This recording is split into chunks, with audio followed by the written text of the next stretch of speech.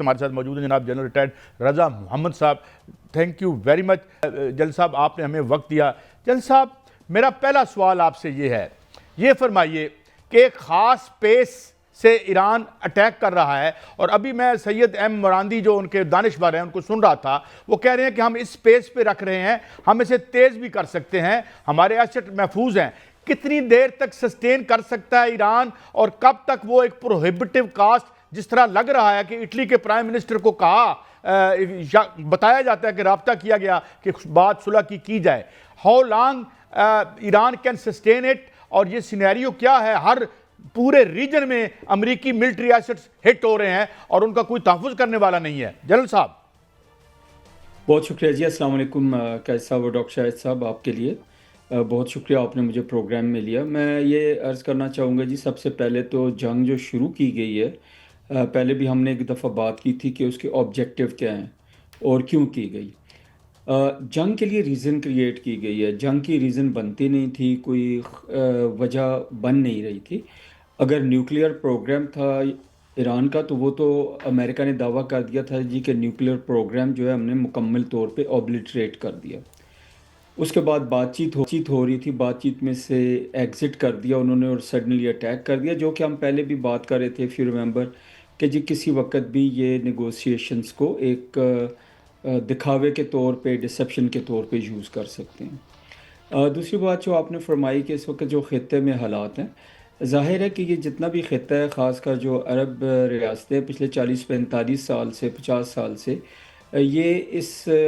سکون کے ساتھ سارا کچھ کر رہی تھیں اور اس کانفیڈنس کے ساتھ کہ ان کی سیکیورٹی جو ہے وہ گارنٹیڈ ہے، اور امریکہ کی بیسز جو انہوں نے اپنے ملک میں بنانے دی، ان کی بھی ریزن یہی تھی کہ انہیں یہ لگتا تھا کہ یہ ان کی ایک سیکیورٹی ہے. ابھی جب میزلز چل رہے ہیں، ڈرون آ رہے ہیں، باقی ایریل سٹرائکس جو بھی ہو رہی ہیں، وہاں پہ جو ایئر ڈیفنس سسٹم وہاں پہ لگے ہوئے ہیں وہ اتنے زیادہ افیکٹو نہیں ہیں. اس کا مطلب یہ ہوا کہ ان کی سیکیورٹی بریچ ہو چکی اور بہت بری طرح وہ ناکام ہو گئے، اور پچھلے جو 50 سال کی لیٹ سے انویسٹمنٹ ہے یا مور، وہ ایک لحاظ سے ان کی ضائع گئی. کیا یہ جان بوجھ کے ان کو احساس دلایا جا سکتا ہے جا رہا ہے، اور کیا احساس مزید دلایا جا سکتا ہے؟ پاسبلٹی کو آپ رول آؤٹ نہیں کر سکتے. نیکسٹ جو کویشچن آپ نے ایران کے بارے میں کیا، وار کی لینتھ اور ان کا جو پیس ہے وار کا، جس کو ہم دوسرے لفظوں میں یہ کہہ سکتے ہیں اسکیل آف دی وار، وہ انہوں نے کنٹرول میں رکھا ہوا ہے. وہ کنٹرول میں اس لیے رکھا ہوا ہے کہ ایران کو پتہ ہے کہ ان کے پاس جو اسٹاک پائلز ہیں میزائل کے، باقی اسلحے کے، وہ پاسبل یہی ہے کہ ان کو باہر کے ملکوں سے پچھلے جو 4-6 مہینے کا گیپ تھا اس میں مختلف ملکوں سے وہ لائے ہوں، اور انہوں نے ان کو بہت احتیاط اور بہت ہی مکس اینڈ میچ کر کے یوز کرنا ہے. جو پرانے اسٹاک پائلز ہیں، جو بیسٹ آف دی بیسٹ ہیں، جو میڈیم رینج ہے، جو لانگ رینج ہے، جو انٹیلیجنٹ میزائل سسٹمز ہیں، سب کو مکس آف دی مکس کر کے انہوں نے یوز کرنا ہے. لمبا کیوں کر رہے ہیں وہ کیوں کہہ رہے ہیں پیس اپنی مرضی کا؟ کہ ان کا جو تھریش ہولڈ ہے، ایران کا پین تھریش ہولڈ میرے خیال میں بہت زیادہ ہے امریکہ اور اسرائیل کی نسبت. اور اسرائیل چاہے گا کہ ابھی جو کچھ کرنا تھا ہم نے کر دیا، کروا دیا، بیسیکلی جنگ انہوں نے کروائی اور امریکہ نے کر دیا تو جلدی سے جنگ ختم ہو جائے. لیکن میرے خیال میں کہ بہت جلدی میں نہیں دیکھتا اس کو ختم ہوتے، اور جو ایرانین ہیں وہ کوشش کریں گے کہ جو بھی اسلحہ ان کے پاس ہے وہ اس کو سلولی اور گریجولی یوز کریں. ہدف ان کے اچیو ہوتے ہیں. جنرل صاحب، آپ نے بڑے جو ہے تفصیل سے جو ہے وہ بیان کیا ہے کہ جنگ جو ہے وہ مسلط کی گئی ہے، اور ساتھ ساتھ ان کا جو دفاعی سسٹم ہے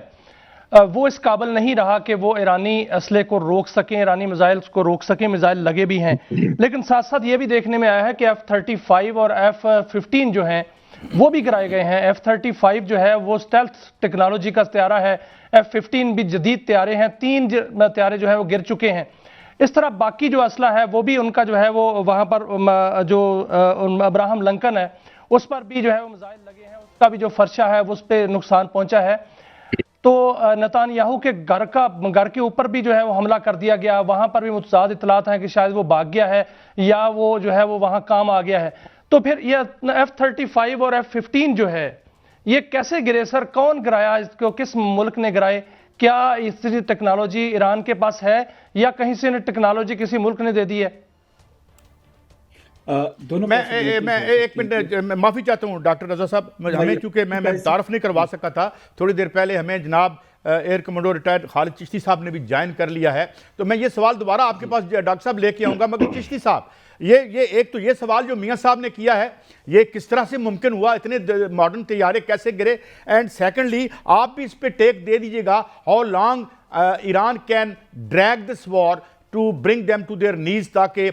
رجیم بھی قائم رہے اور وہ ان کے اصل مقاصد بھی پورے نہ ہوں. جناب چشتی صاحب. جی بہت شکریہ قاضی صاحب اور میاں صاحب آپ نے انوائٹ کیا، آپ کو بھی، جنرل صاحب کو بھی اور آپ کے ویئرز کو بھی السلام علیکم. بنیادی طور پر دیکھیے میں جنرل رضا کو سن رہا تھا اور بڑی کمپریہنسو وہ بات کر رہے تھے کہ جو سینیریو بلڈ ہوا ہے، یہ جو آج کی سینیریو آپ بات کر رہے ہیں کہ یہ جہاز کیا کون سے اور کیسے مارے گئے، میرا بھی یہ یقین نہیں ہے کہ جو سرکاری بیان امریکہ کی طرف سے دیا گیا ہے کہ یہ فریٹریسائڈ ہے، یعنی یہ خود فرینڈلی فائر سے مارا گیا ہے. فرینڈلی فائر سے عام طور پر 3 جہاز نہیں مارے جاتے، ایک بات. فرینڈلی فائر سے F-15 جیسے کیلیبر کے جہاز نہیں مارے جاتے، number 2. Number 3، Iranian air force کے پاس تو اسٹرائک کے قابل کوئی جہاز ہے ہی نہیں کوئی اتنا امپورٹنٹ، تو پھر کیا سمجھ کے انہوں نے شوٹ کیا، یہ حیران کن بات ہے. اور چوتھا اور موسٹ امپورٹنٹ، تھوڑا سا ٹیکنیکل ہے، میں جتنا سادہ کر کے سمجھانے کی کوشش کروں گا جی کہ کیا ہے.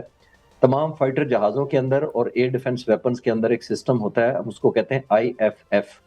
آئیڈینٹیفیکیشن آف فرینڈ اینڈ فو، جس کا مطلب یہ ہوتا ہے کہ فائٹر پائلٹ بھی جب کسی دوسرے جہاز کو لاک کرتا ہے تو اس کو پتہ چل جاتا ہے کہ میرا فرینڈلی جو ہے وہ جہاز ہے. اور اسی طرح ویپن سسٹم اگر زمین سے کوئی لاک کرتا ہے تو اس کے پاس بھی یہ سسٹم IFF ہوتا ہے اور اسے آئیڈینٹیفائی کرنے میں آسانی ہوتی ہے کہ یہ اپنا فرینڈلی جہاز ہے یا اینیمی جہاز ہے. نمبر 4 اور یا نمبر 5، جب یہ میزائل فائر ہوتا ہے تو ایک آدھ جہاز فرینڈلی فائٹ سے میں دے سکتا ہوں گرانٹ کے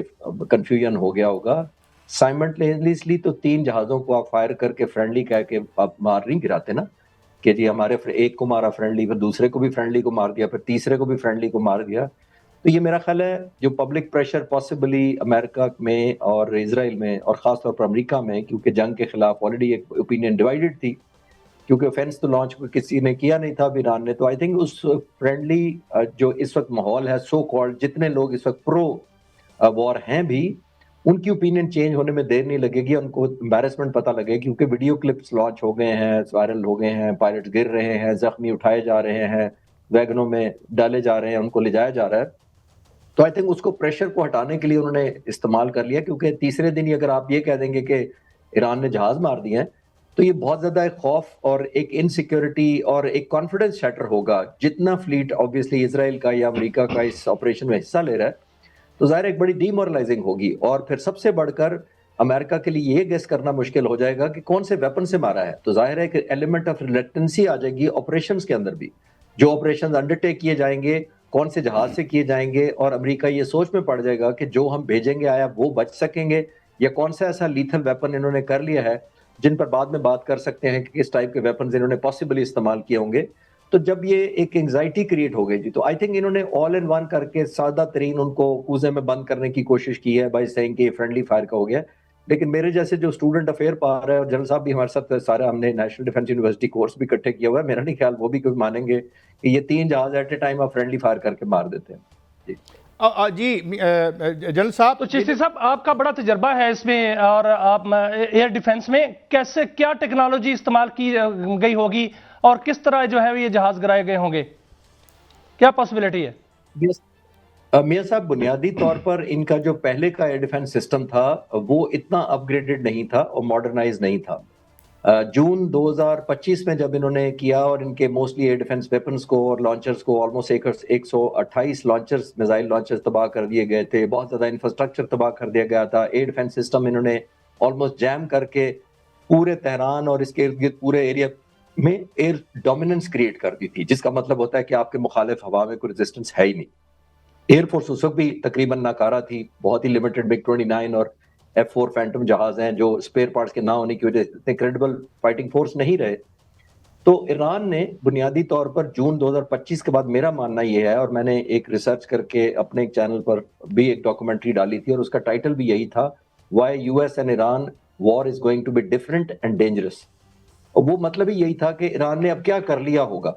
میرا جو تحقیق کہتی ہے کہ پچھلے دنوں میں پاسبلی HQ-9B ایک میزائل ہے جو بیسیکلی تو چائنا کا بنا ہوا ہے، اور آپ کے ویورز کو آسانی کے لیے یاد کراتا چلوں کہ پاک فضائیہ نے بھی وہ میزائل استعمال کیا تھا، ہمارے پاس بھی تقریباً 1.5 سال پہلے انڈکٹ ہوا تھا. تو ہم نے جو انڈیا کے 7 جہاز مارے ہیں اس میں سے ایک MiG-29 کو HQ-9B نے نشانہ بنایا تھا. تو یہ وہی اگر جو پاسبل میری ریسرچ کہتی ہے کہ انہوں نے HQ-9B چائنا سے لیا ہے، اور وہ بہت لیتھل ویپن ہے. لیتھل سے مطلب اس طرح ہے کہ ڈسیپشن پلان اس کے اندر بہت زیادہ کارگر نہیں ہوتا، بہت ہائی سپیڈ ہے، بڑی پریسیجن سے جاتا ہے، اور عام طور پر بہت اس کی کل پروبیبلٹی یا ہٹ پروبیبلٹی بہت اسٹرانگ ہے. یعنی آپ تو یہ میری پوائنٹ فیل آؤٹ ہے کر رہے ہیں کہ چشتی صاحب کہ ہو سکتا ہے کہ جو جہاز آ رہے تھے اور وہاں پہ ڈاک ہو رہے تھے چائنا کی طرف سے، تو ممکن ہے یہ چیز بھی آئی ہو.